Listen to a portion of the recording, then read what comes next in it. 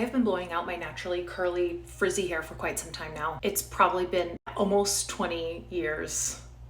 So I thought I would share some pearls of wisdom from a girl who's been doing it for a long time. So I do have thick hair, curly hair. So this is for my girls with a lot of hair, texture, and like frizzy, because these tips are gonna help you best.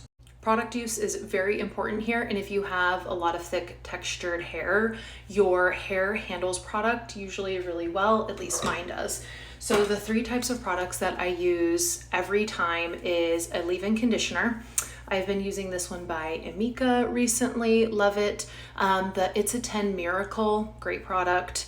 Then I'm going to use a heat defense serum. I love this one by Amika. It's so good. My hair feels so smooth afterwards. And then, because I have so much freaking hair, and the process of blowing out my hair and blow drying my hair can be a lot and time consuming, and like my arms literally hurt, getting a blow dry spray that helps speed that process along has been life changing. So I really like this one by Color Wow. It's their speed dry spray. So I'm gonna put all 3 of these in my hair, and then I'm gonna brush my hair.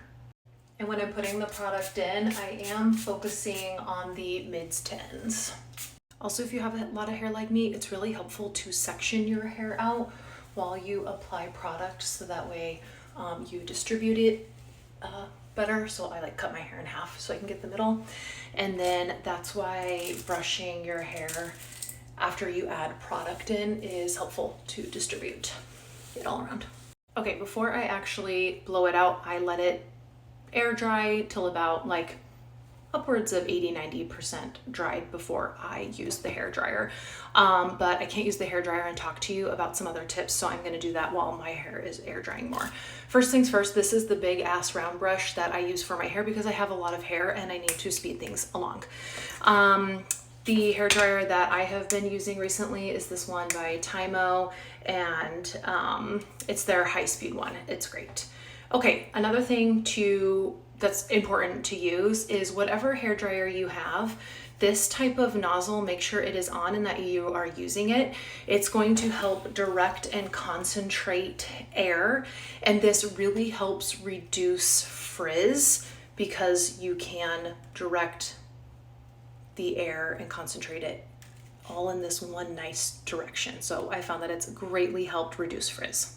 Okay, a couple things about holding your round brush and directing the air. I have found that the more hair I have in a section increases the tension while I am drying, therefore it helps straighten and it helps keep things smoother because I'm able to get more tension. See how when I pull, it's like straightening the hair naturally. So I actually try to get as much hair as I can in this and pull. And remember what I said, you're gonna wanna hold your hair dryer. You don't wanna hold it here, right? That doesn't make sense. It's gonna blow everything up and everything's gonna be so frizzy. So you wanna point downward like this and have as much tension as you can on that section of hair, and it helps with the straightening and smoothing. If you need more volume, you kind of want to go up and out away from your root as much as possible. So maybe you would be going more this direction to help with volume. So for face framing layers like this, it's great to go straight up, and then you would hold your nozzle going with the direction of the hair away from your scalp, like this. This next tip goes for blow drying, curling, whatever it is.